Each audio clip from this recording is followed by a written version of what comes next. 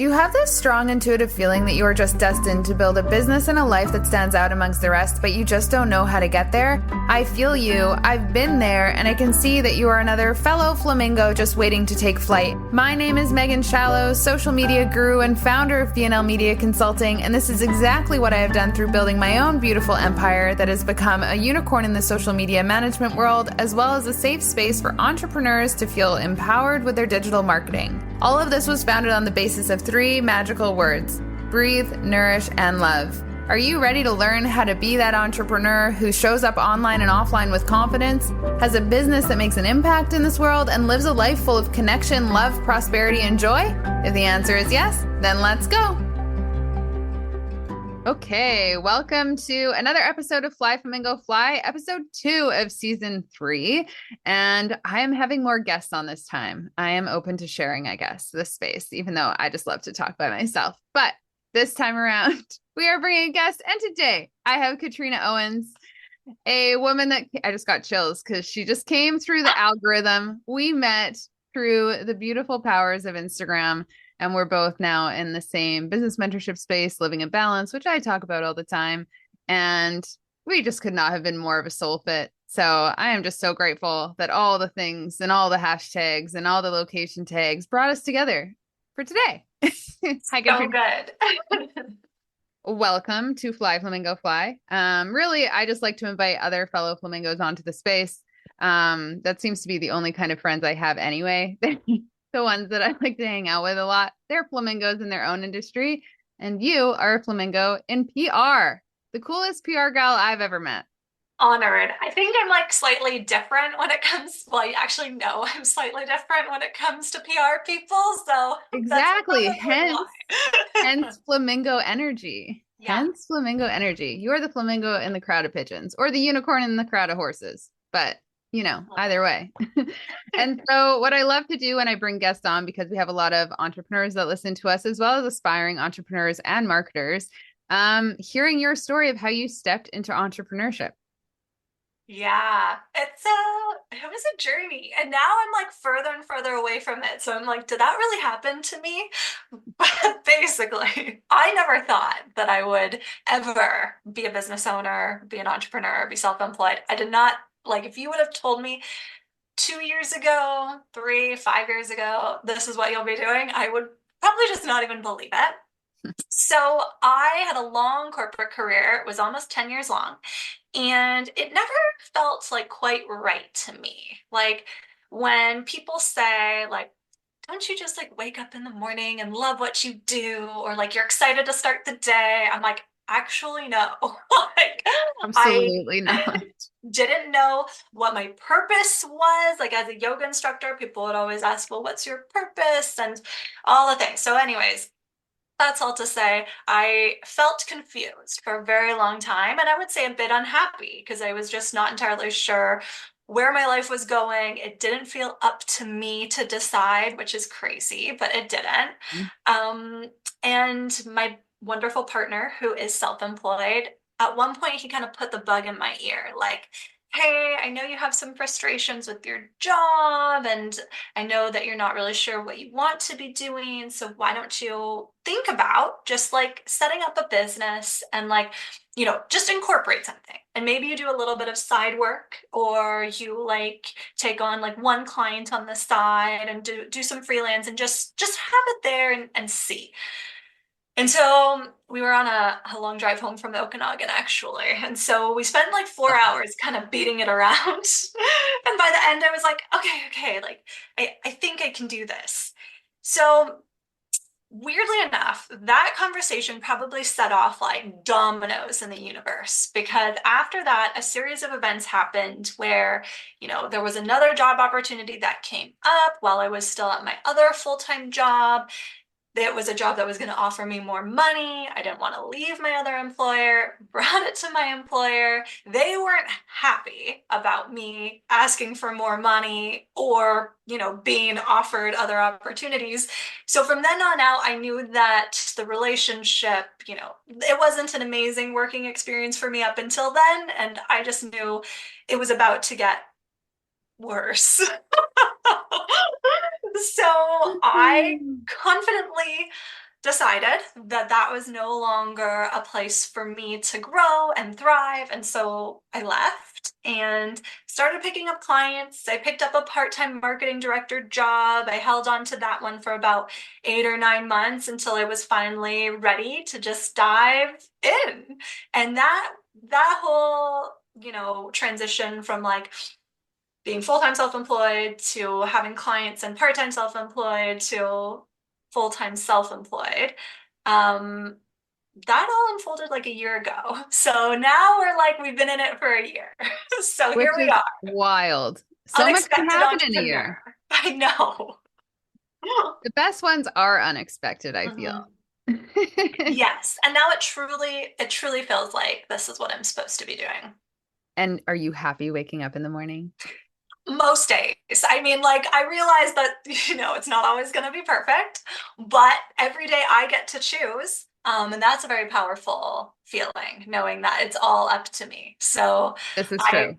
tell myself that on the days when I'm like, ugh, owning a business is hard too. Ugh, life is hard. Yeah, like no one told me that business ownership was also hard. Ugh, but I get to choose. I get to choose how I navigate situations. I get to decide if a situation, a current client, whatever it is, isn't right for me. And I just try to like feel empowered with that position. And I find that that makes those moments, they're very few and far between, but those frustrating moments much easier. Perfect. It's true. Owning a business is a roller coaster ride, but I wouldn't have it any other way because Mhm. we get to decide how crazy we want it to go. Um, Exactly. and so what does your current business look like? Like what does it all look like now? Like there's Oh just so my many moving goodness. parts. There are so many moving parts. So I started off like a year ago, really focused on growing an agency because that's what people tell you that you do.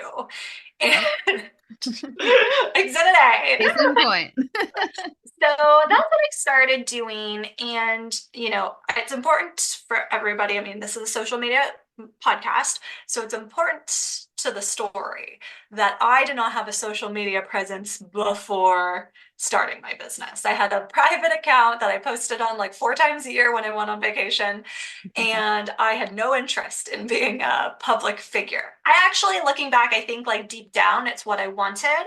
But I told myself that I didn't need that or want that Right. because now I have been lucky enough to not only grow an agency, but also launch a coaching component to my business, which I'm so passionate about. And it really is the part of my business that I am really passionate about growing. And I put a lot of my own time and marketing efforts into growing. And that's all kind of weaved into like having a personal brand. So that's been the really fun part. And the agency still exists. We're working out what that looks like moving forward. I think right now it feels good to have it operating on like a referral only basis. I think even you had said it to me before, Megan, like you wouldn't even know that you have an agency, Katrina, because you never talk about it. Nope. And I've been thinking about that a lot. And I'm like, yeah, I think that's okay. I get a ton of referrals. And I'm going to figure out what that looks like in the next 6 months, 6 to 12 months, and it'll be great. But yeah, really loving building out this coaching arm and kind of feels like now I'm probably on my way to being like a multi-business owner. So that's my journey right now, which is all entirely unexpected. And you just launched something else as well. I did Right. just launch a amazing, we'll call it a golf club, but it's not like a physical Yeah. golf course. It's called Women with Drive Golf and Social Club. It's Such a a good true, name. Such such a a good good name, name. honestly. It's designed for entrepreneurial women to either learn to golf or practice golf and just connect with other women in the space. I started it because I went back on my golf journey and I realized if I wanted to join a ladies' league, I was going to be playing with women that were like in their 60s and 70s. And like, no shade to them, wonderful women, but I Wonderful. just knew I was like called to, I felt like there was an opportunity and I kept getting shoved in this direction of this is what you should do. You got to create this. And so created it with a lovely golf coach that I'm close with as well. So her and I are spearheading it together, and we just sold out our first event in So less than fun. 24 hours. So Just the cool thing is it's like it's a business write-off. exactly. It's a It is. networking event. It's a networking event. I'm gonna put quotations around Oh, that. it sure is. Yeah. Networking, professional development, whatever you want to call it. Yeah. So Tell I'm, bookkeeping, that's what it is. yes, Love it. And it's also a, I think it's a really powerful, like I know you do PR, you do all these things, and we're definitely going to talk about that, but this golf thing, it's like it's taking all the marketing that you've done and bringing it into the real world. Like you've been online so much, you've been doing Mhm. so many things, and you launched this one thing that is getting people out into the real world, and it was a breeze. Like you literally launched it last night. Like Yeah, I and saw like, it and I was like, what's she up to? And then all of a sudden sold out, 60% sold out by the time I wake up in the morning. I And know. that's the power of social media, but it's It truly is. from creating relationships online and offline. The It balance is always truly, there. truly is. And in my PR world, actually, one of the core tenets I believe in is that you have to leave the house. Like, even if you have an online business, you need to get out there and like make connections and share energy in person. It's one of the like main things that I push on all my clients. Good. Because I really believe in that power. And yeah, I mean, I'm thinking about all of the women that have registered. Some of them I don't know, which is really cool.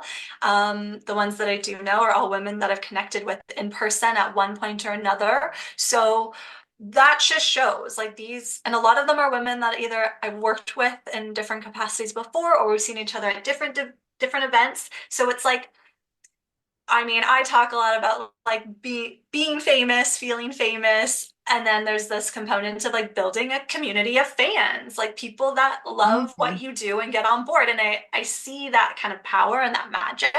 So yeah, we've got some fans, which is really Got some cool. serious fans. And like this is, I'm going to veer off my list for a second because I think this conversation is extremely important and a lot of people hide behind their logos. How important now in 2024 is a personal brand?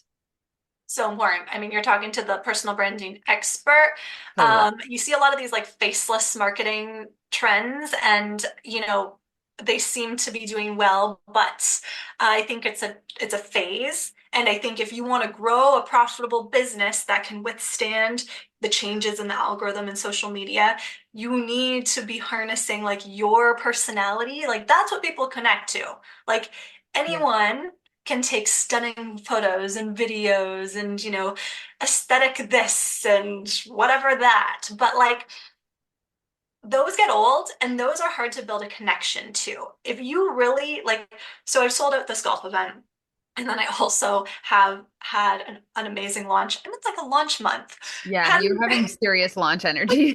had an amazing launch for a group program that I've just put together too. And, that's a higher ticket price point. And you have to build some serious know, like, and trust with those people that are now going to learn from you within the next 5 weeks. So for me, it's been a really interesting journey of knowing that the more I can show up just as myself. Yesterday, I'm posting videos, I got pasta sauce all over my shirt. I'm like, whatever, I don't care. I gotta like film these. I I have just to gotta talk do right it. now. I'm like, I don't care. People might think it's funny.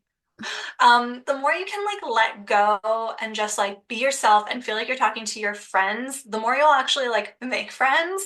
And it's really easy to sell things to your friends. Yes. I love that. Sorry. I'm like, did I freeze? No. Nope, you're good. So, yeah, it's easier to sell to your friends. Exactly. And also when you show up as your authentic self, it allows you to be the flamingo in your industry. Like I've watched many PR people come through. They're not like you. They are not. And it's the same in all industries. Like you can just tell when you have a unicorn or flamingo and energy, like a unique energy that's just passion driven behind a brand versus someone who's doing it for the money. And like obviously the Totally. money is a piece. We all have to make money, but it's like there's such heart behind what you do. Yeah. And people can feel that on a call. They really can. Yeah. They can And feel it. And they can feel it online. They can feel it online. They can. And I mean, what I have been told is that when you are doing things from the heart, that's when you make more money. So It's so easy. it's proven to be true thus far. So So far, so good. Both parties can say that is real life. So if you don't love what you're doing, it's not going to work. And the Mhm. same goes with marketing. If you don't like being on social media, or if you don't like doing marketing for your business and you have this like ultra hate towards it, it's not going to work. Totally. And that's actually where I started. Like a Hmm. year ago, I dreaded the fact, maybe a little bit more than a year ago now. I think I started to find my groove throughout the summer. But when I was like, okay, you're taking the leap into full-time self-employment, time to like pony up and get on the social media train. I hated it. Like, Hmm. I didn't want to do it. I was creating these like cringy reels in my car because that's what it looked like everybody else was doing, like the lip syncing and blah, blah, blah. And I'm like, I hate doing these. And like, I don't want to do them. And when I stopped doing them and I started just creating content that felt really like me and felt like I was sharing my voice, it became so much easier. And like, I actually just did my very first lip syncing reel like a couple weeks ago. And I was like, I can't believe I'm doing this, but it felt right. Once in a while, it really feels right. And if it makes you laugh, then it's meant to go out in the world. Totally. So yeah, I totally relate to like I was trying to fit myself into a box. I was trying to like do the aesthetic thing. I was trying to do all these things that I saw like really big accounts doing, and none of it was working. And then as Yeah, soon as I like scrapped it all and was just like, we're now just gonna like show up as they win. me, it's been going great. Like, Now, from me being like a social media coach and working with people all the time, trying to get them on social media, like just like dragging them by their feet sometimes to get online. How did you overcome those natural insecurities that come up? Because that's, I know, like it's a confidence thing more than anything showing yeah, up online, and it's very inner, it's a lot of inner stuff. And if you've yeah, got anything that's haunting you from like your yeah, teen years, even like for me, it's like all my teen stuff, like my teeth, my eyes, my whole body, like looking at that on camera every yeah. day. Even though from the outside, everyone's like, you look fine. My Mhm. brain's a different story. So I have to navigate that. And I know that I'm navigating that with my clients. So, how do you overcome that? Because you do so much stuff. You show up fully, like head to toe, like not hiding anything. How did you Yeah. do it? How'd you overcome it? Because I know we all have to at some point. Yeah, really interesting. I think for me, it was less about my physical appearance. I think for me, I hold confidence in that space. Awesome. Um, for me, it was, do I really know what I'm talking about? And like, are people like, am I gonna get found out by like these other more serious PR people and they're gonna say like, this girl has no clue what the frick she's talking about, don't listen to her. So for me, it was more of like the content. I'm like, does this Interesting. yeah. And I would say throughout my career, I've always kind of felt like I don't know enough or I don't know as much as I should. Um, and I think sometimes I still feel that way. But I think for me, I just I knew consistency, first of all. The more that you make yourself do it, it's like a muscle, you get stronger. So there was that. And I let go of the perfectionism aspect of it. I'm like, okay, if I believe in what I'm saying, and if I know what I'm saying is true for me and my business and the clients I support, then no one can argue with that. And if they do, well, then that's like, you're probably not my ideal client, or you're a Right. competitor trying to take me down anyways, and I don't need you anyways, because I believe my clients will listen to me. And then, like, thirdly, I'm a recovering perfectionist. So for me, it's like, I wanted to be able to say everything perfectly. Okay. I was an aspiring broadcaster at one point. So I wanted to make sure that this was coming out like crystal clear, not flubbing the words, not misspeaking. And if I continued down that road, it was going to take me like 4 hours to do a 30-second reel perfectly. So I just got to a point where I'm like, you know what? If I flub my words, if I like say something wrong, who cares? Like, I'm a human, and maybe that makes me more relatable and approachable, anyways. Like, now, especially on stories, like, I talk so fast. I should slow down to my talking right now. I talk so fast that I will just become tongue-tied. And I do it on stories. And there are times when I say, I just got to re-record this. And now I don't care. I'm just like, "Bleh, Yeah. sorry, moving This on." is what's Like, happening. So because you're a PR coach as well, so mhm, you teach people and you work with a lot of women. mhm. Um, how do you support them in showing up? Because PR is a lot of showing up fully, both if like you're navigating like I don't know enough, so you're the inner stuff, or like I just don't know if I like look the part, or like I don't know if I want to be on camera or like on TV, like those Yeah. like big things. How do you support your clients with that piece? Yeah, I think everybody's goals are different. I don't force anyone to do anything that they don't want to do within reason. There are some non-negotiables for me. I mean, if you want to have successful PR efforts and have a successful personal brand, social media is a non-negotiable, but we can figure out what that looks like. Um, the video component is unfortunately, or fortunately, depending on who you are, a crucial part of building up your personal brand. But we'll figure out what that looks like. A lot of my clients don't want to like dance on camera or these things they think they Right. have to do. So we figure out what that looks like. But then when it comes to PR opportunities, like some people are more introverted, or some people say, like, I don't really want speaking engagements. I just want to like be published. So we decide on what those goals are, and we can kind of work backwards to figure out what the plan is based around that. In my ideal world, a client would want to do all of those things because they're all so important together. Mm, And I mean, if you're building up a personal brand, you will be asked to speak at one point or another. you So will.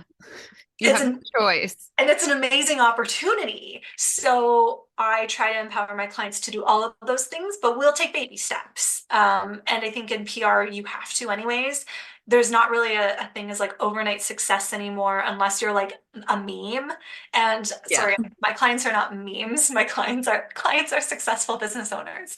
So we take baby steps. It's a smaller publication, a smaller podcast, a smaller audience. And okay, we did that. Okay, now we're ready for like the next one and the next one. I think that's an approach that also sets me apart from a lot of other PR people who, they don't listen to their clients. They'll just say, like, okay, this is what we're doing because this is where I have contacts and let's go. Right.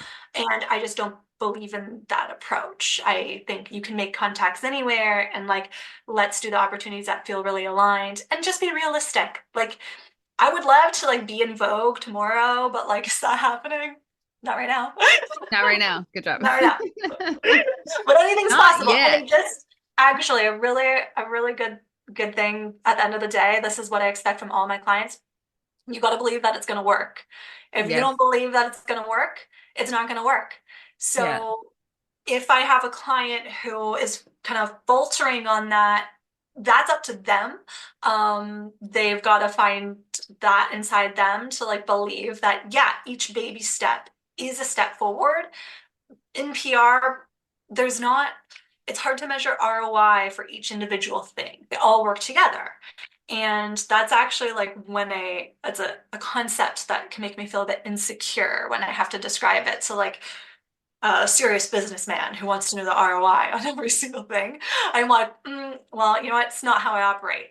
I've Yeah. built an amazing business using PR, and I can look back and see where ROI came from, but it's never going to be immediately clear because PR doesn't work that fast. So it's being more open to this more natural, organic, flowy way of growing a business, which is still an Love. amazing way to grow a business.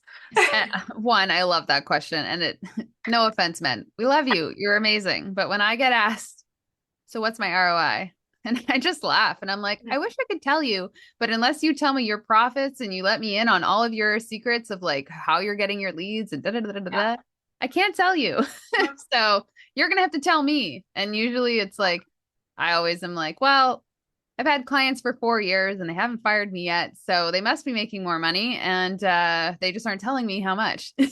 So Right. And like they're happy, things are moving they're along. happy. So like let's, Let's keep going. I just mean, move on. that's something because you said PR and social media. And I don't think people look at social media and see that as like underneath the umbrella is PR, but it totally is. It is. So can you explain why it is and This is why people are pretending that it's not?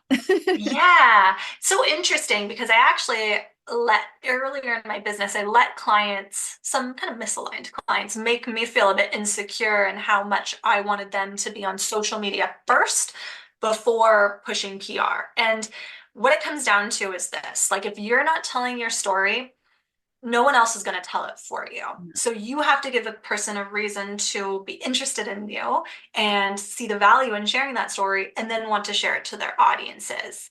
I have had one client at one point who had an amazing press placement. It's kind of a one-off, and they didn't know why it was so hard to get follow-up press placements because, they landed in a really big newspaper, but it came through a relationship. So there was a pre-existing relationship with a journalist that did them a favor of featuring them. And I mean, after that feature, even when the feature came out, they were totally quiet on social media. Oh And I'm no. like, this is not like we should have been, and unfortunately they brought me in too late. They brought me in once this had already all unfolded.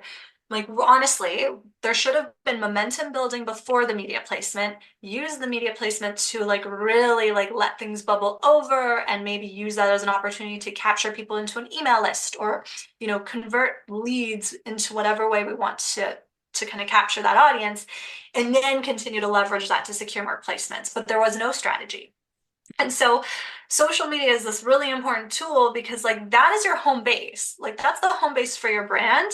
And because so many podcast publications, events, like they want to know that they're aligning with brands that feel similar in tone, carry the same values. If you don't have a home base where someone can go to like suss that out, you're not going to get the opportunity.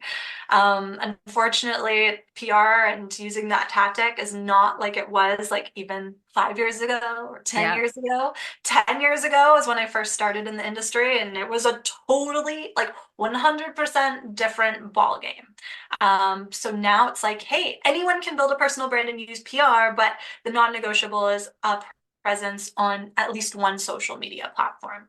At least one, but At least one. we definitely recommend at least two, really. Like An I like for me, I'm omnipresence. like Instagram, LinkedIn. Mhm. That a lot like would you agree? Like if people are gonna go, okay, I want to build my personal brand, sometimes people go to LinkedIn first. What's your recommendation? What platforms are the best to Ooh, build a good personal brand question. on? I love Instagram. I think it's really easy to build a community there, especially like, most events that I go to, people are like, "Oh, what's your Instagram?" They're not like, "Oh, what's your LinkedIn?" But then again, that's my audience. I do have some clients that will prioritize LinkedIn over Instagram, like we'll post to both, but LinkedIn is the driver. And they're an older demographic, kind of different audience. So I see the value in that for sure. Um, I think it really depends on what the goals are. And I think for some, it might be weaving TikTok in there too. Yeah. I haven't quite got down that road yet. I feel like it's in my future, but like I am scared. And YouTube? Oh, YouTube. Yeah, I'm gonna YouTube. be totally honest. I am so like I don't know about YouTube. Like I don't watch YouTube videos. I don't like I know, but there's like a whole market that does. If you want to be a there is global brand, like I'm like, if you want to be known in your local community first, Instagram, totally. 100%. Because you Yeah. are like, you're a local celeb. You're starting to become a local celebrity, Katrina. Oh my God, And honored. like Katrina's audience, like if you were to go, you'd be like, oh, but no offense, you only have like 1,300 followers, right? Yep, Like yep, not yep. big, but holy moly, are these people engaged? Like I know. so engaged with Katrina. And that's what matters. Like everyone gets caught up in like, oh, she must be amazing. She has 10K followers. There are so many ways that that person could have gotten 10K followers and they Yep. might not be local and like local supports local and they're the ones just pumping up your business like crazy. Yeah. And you're making sales in all of these new ventures and it's great. Totally. And Totally.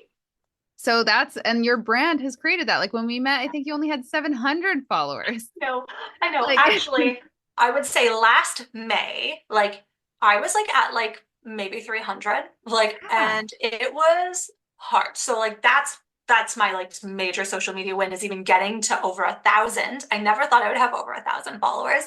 But it's funny. Once I got over 1,000, like I still have like some social media goals in my head, but I've let go of like the number now It'll because just I'm like, it's growing. But yeah, like, are people responding to my content? Yeah. Are Are you people? making money? Yes. Like Yes. significant money through it? Yes. Uh-huh. Yes. And that's what I matters. always like I have like millions of DMs at all times, which is a whole other thing, which is a bit overwhelming for me. But You're so yeah, popular. I'm popular. What can I say? I never thought, like, honestly. I mean, I wasn't a popular gal in high school. No. I tried to be. I was Me like too. popular adjacent. Yeah. But I was never like the girl. I would No. want to be though, but Really wanted to be dated by the football players and basketball players, but I wasn't that girl. yeah, unfortunately, like the guy that I ended up dating was like the rock band stoner guy, Ew. which kind of tracks for me, honestly. But actually, of all my ex-boyfriends, he's the only one that still like keeps in touch. That's hilarious. Mine also was a rock. He was Yes, into rock, but he also liked singing country. Played the guitar. so cute. Yeah, no, didn't get the football player, but had No, huge crushes on them, that's for sure. totally. I did. This is like such a tangent now. I did date a football player That's later in cool. my Later in your dating high school career. no, it was like post university. But so I didn't date him while I was in university. We had a short-lived Mm. relationship after the fact, but he was a very popular um, athlete at the university I went to. And one time we were crossing the border, this is back in Ontario, we we're crossing the border from Buffalo back into Canada. And the border agent looked at his passport and was like, "Oh, you're insert name here," and was like talking football with him. And I was like, oh my God, this is so cool. So It cool. did not work out, clearly, but cool moment. I'd like to think that if Instagram existed when we were in high school, maybe like like even university, like maybe my prospects would have shifted. Yeah. But who Yeah. knows? I'm like, I would I have know. been confident online in back in university? I mean, I posted lots of photos, but it was different. It Um, was really a lot of different. party albums, like a lot of party Oh, albums, yeah. a lot of drinking drinks through straws with friends. The digital camera era. Oh, so The good. generation before will never know. A lot of No. those albums are now private on my Facebook. One cannot find them. Same. Yeah, I didn't want to delete them because I'm like, I don't know No. like where these photos can go. But yeah, like no one can look at Yeah, these. hot tip, everyone. If you're deciding to build a personal brand, please go audit your personal Facebook page and hide those photos from between 2000 to 2000 and probably 11. Yeah, that sounds about right. Yeah. If you had a digital camera and uploaded photo albums, you need to go turn them into private ASAP. This They is will your get found. reminder. And this is the same if you're getting hired, if you're trying to do a job search. Uh-huh. The same. Um, love that. Loved how we slightly went over to dating, but I feel like Oh, it good. all becomes full like dating apps are a social media platform. Dating apps are a They personal are. brand. So if you are a single person on the apps or even on Instagram, because Instagram does turn into a dating app as well, Mhm. um, it's your personal brand. Like you're It showing is. up as your best self, and people are learning about you and then deciding if they want to date you. That Oh, I literally know. is, I So mean, good. so good. Hot tip, hot tip from a single gal. Uh, so, what is the hardest part about showing up on social media for you, if you had to say? Mm. Some days I just don't feel like it. Like there are some days, when business is hard or, maybe I'm a bit under the weather and I'm like, I just don't want to do this today. And it's hard, especially when you're in like a launch phase or Yeah. when you feel like you need it for your business. It's hard to let go of the like, I don't want to do this today, but I should. But it's also okay to take a little bit of a break. So I think for me, like high achiever. I set the bar very high for myself. So it's hard for me to just say, hey, you don't have to do this today. Because the inside I'm like, you have to do this today. Shame I'm like, on you. Shame on "Ugh." you for not showing up.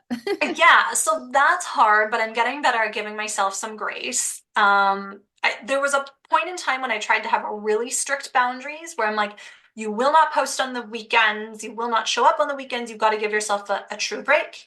And now I've kind of wavered on that a little bit. Like, there are some weeks where I'm actually so busy and I don't have Yeah. time to create content during the week. So I'll post over the weekend instead because that's when I'm at home and I feel creative. And I'm like, you know what? Those posts actually perform really well because there's not a lot of people posting on the weekends. Nope. And I think by giving myself the ability to just like go with what I feel, that feels better. Other challenging part is I always feel like whenever I go away, I need to be creating content. I'm always Right. like, ooh, we're doing something cool this weekend. Like, make sure you create the content. And then once I'm actually there, I want to be fully present in what I'm doing, whether it's with my family or with my partner or my friends, that I actually like don't create the content. And then I'm like mad at myself after the fact. And I'm like, Mm. also no, like that time was for a different purpose. I am pretty good at capturing my own business content. This is a hot tip for everybody. I try to do quarterly brand days where I'll do like a new shoot and then I'll do content creation during the shoot for like B-roll and stuff. So I try Yeah. to just do that 4 times a year. Right now, I think I've done it a bit more because I really enjoy it. Um, Love it. but that takes some of this pressure off, like, oh, you're doing this fun thing that you actually just want to enjoy as a human and not as a business. So yeah, I kind of experienced that this past weekend. I had all these thoughts of things I was going to do, and then I didn't really do any of them, and that was fine because That's I was like, fine. at the end of the day, it was still the best weekend ever, but like the world doesn't need to know about it because it And I was feel really like just you something I covered what got you there. needed to cover. I still felt like I knew what was going Oh, on. perfect. Great. I was like, awesome. This is great. Okay, perfect.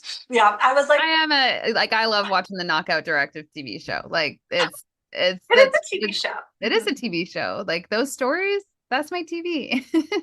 Like, oh, what's Katrina up to today? Oh my God, I'm so honored. I will just say, like, here's something that sometimes I struggle with. Not so much anymore, but for a while, and I'm sure that people can relate to this, I was like, do people just think I'm so annoying? Like, I don't know where that Oh my comes from, gosh. but that's actually Interesting. something where I'm like, oh my God, are people like her again? Like, no. And I don't even post that excessively, I don't think. No, Like, I'm pretty, no. like, tempoed. Yeah, But that's something that I've had to get over where I'm like, okay, well, who cares? They can swipe on by if that's what they think. But exactly. that is something I struggled with. I could see that. Yeah, I always just think back to like Jillian Harris, and if you go to her feed, like she's always got Mm, so many stories, and everyone watches them. And even if I don't follow her, but sometimes I'll be like, no, I don't know what she's up to these days, and then I'll just go watch her story TV for like a couple minutes and be like, okay, I'm all caught up. perfect. She's Okay. still rocking and rolling, and I So mean, good. yeah, Jillian Harris is quite an inspiration for just how she shows up on social media, and like she definitely led the way in that, and Yeah. continues to do so. And she has a whole team that supports her in doing that now, which is the Jilly team. So it's always so interesting. Now, some people don't believe in social media. I mean, social media is not necessarily a belief system, but I do get people say like I don't believe in social media. So I always like to bring wins into the conversation just to remind people like you should believe. Yep. What is your greatest win to date through social media? And if you can't name one, top three So many. I would say just reaching 1,000 followers, honestly. Like that was like, okay, I'm doing something here. Um, organically. Organically.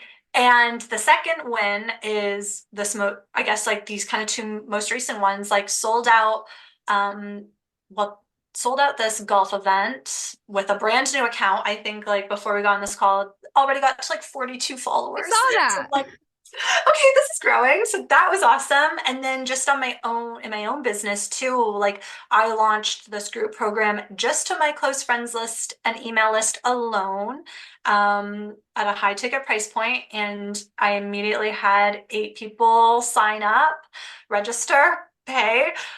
So that was really cool. And those are obviously people that are very connected to me through social media. And I'm trying to layer on email in there now too, because I've heard it's important. So trying to do that. So, I think what we have to remember is these things take time and like literal dedication.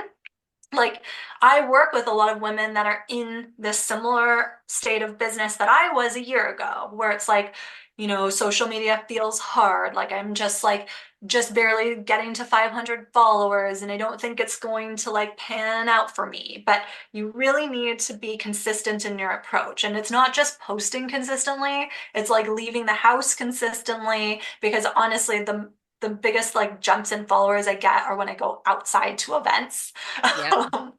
And just like really taking care of the people that you work with. Like I am always like in my feels whenever someone like gives me a shout out or like does like a video testimonial or something and just shares it on their social media and then trickles some followers over, and that's just great for like business building, because that Yep. shows me like, well, I'm doing a good job for these people that are paying me, because obviously they'll refer my business in this very public forum, which always feels like such an honor. So that's the most important thing to remember. Like you can have the wins, but they do take time. Like there's no such Yeah. thing as overnight success anymore. No.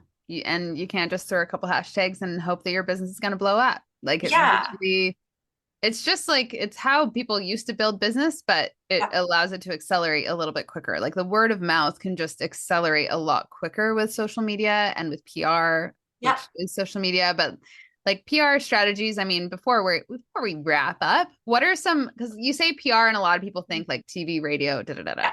And I feel like there's a lot more modern PR strategies that people are like forgetting about. So, what are the modern PR strategies that people should start thinking about as they're scaling up their marketing investment? Yeah. Okay. So I look at PR as like there's 5 pillars. So I'll talk about them each just briefly. Go for it. So the first one is, okay, media relations. So that's like your TV, your radio, publications. Obviously, there's like a modern twist on this now where, going on podcasts or like blog swaps, like all of those things, like media can also translate to social media. So that's like the bucket where I put all of those kind of things in, which is just one pillar. Interesting.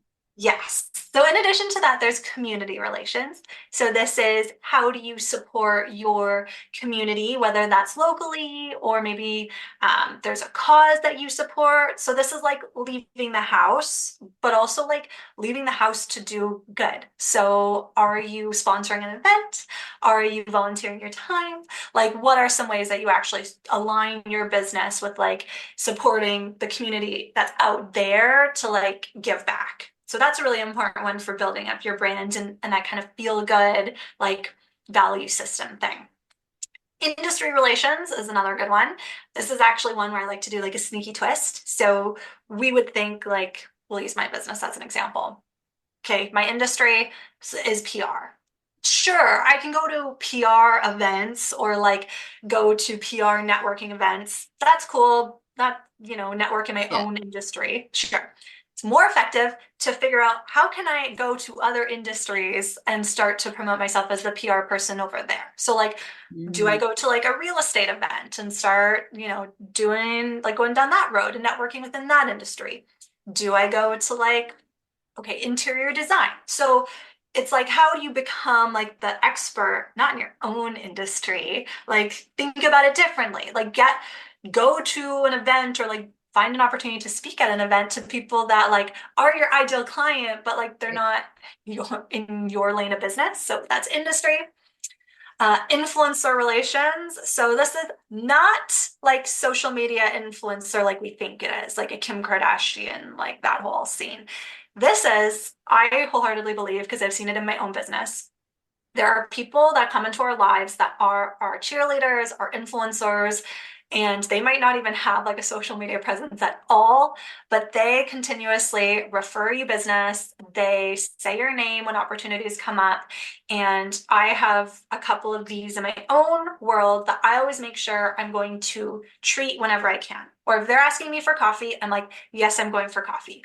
Or once a quarter, I'm making a point of chatting with them because it is to my benefit and my business benefit to stay in the loop and to treat them to coffee or send them a Christmas gift. So it's like, who are your cheerleaders?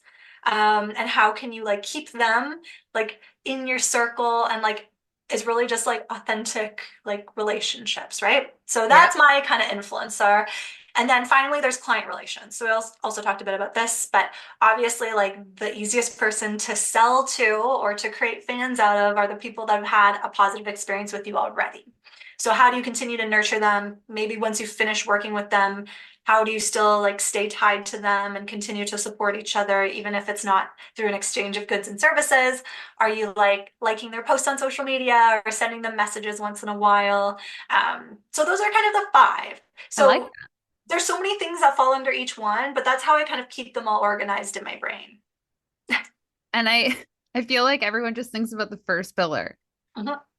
And then all the other ones are like, yeah. Some of it feels like, oh, that's natural, but not for everyone. It's not natural for everyone. No. And I think when people are struggling in their business, it's because they've just focused on one and they haven't explored the others, and they're all important. Like, the only way that we build like big, successful, thriving businesses is by doing all of the things, unfortunately. Yeah, it's not easy. Not easy. Not easy. Building a business that is going to grow exponentially is not easy. If you want to stay small, that's fine. But I mean, if you're listening to this podcast, you most likely don't want to. So what's the fun in that? Yeah, you can dream bigger. Take the lid off the box. This is what I tell everyone. It's like, you do not need to think small here. And so, all of that amazing wisdom, Katrina, thank you so much. Share with us how people can learn and work with you and find you and just like love up on your energy even more once they're done with this podcast. So you can find me on my Instagram TV show. It's at Knockout Directive, which is the name of my business. So, if any agency referral is interested in a new brand, a web identity, and how that bleeds into social media and PR, interested in working together, I would take a referral from this podcast. That counts. But I also have some amazing coaching programs to help you build out your personal brand and start using PR to grow it. You don't have to have a massive social media following. You do not need to have been in business for that long. I have an amazing little portfolio of different services right now that can really meet you where you're at. So if this is something that you want to do and you want to grow a personal brand and start to like, oh my gosh, feel famous. So cool. Hit me up because that's what I do these days. So those are some ways you can work with me, but Instagram is the best way to reach me right now. I will get to those DMs. Yeah. You will. It will happen. And also like in tandem with doing PR work, your confidence will increase. As a business owner, like showing up online, like there's a lot of inner shifts that happen when you really dive into committing to your marketing, and you become a cool version of yourself because you get to find parts of yourself that you didn't know existed or that were like, I don't know, blanketed down by society, like over time. And so marketing online just allows you to like break through all of those things. And Katrina is contagious. I've known her for a year. We've done some stuff together that's like scared both of us.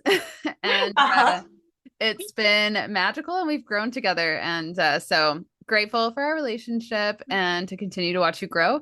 And I'm sure we will have you on this podcast again. So thank you, Katrina.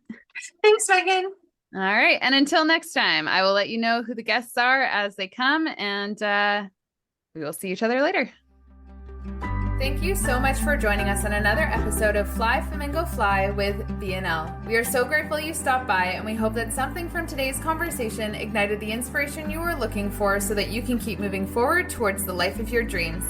This podcast was produced by BNL Media Consulting with the amazing help of Podigy Podcasts. We'd love to hear your takeaways from this episode, so be sure to leave us a review, as well as give us a follow on Instagram at BNL Social. If you need any help with your social media marketing, feel free to visit our website at www.bnlmediaconsulting.com, and we would be more than happy to support you. We hope you have an amazing day, and we cannot wait to connect with you again next time. Have a good one, everyone.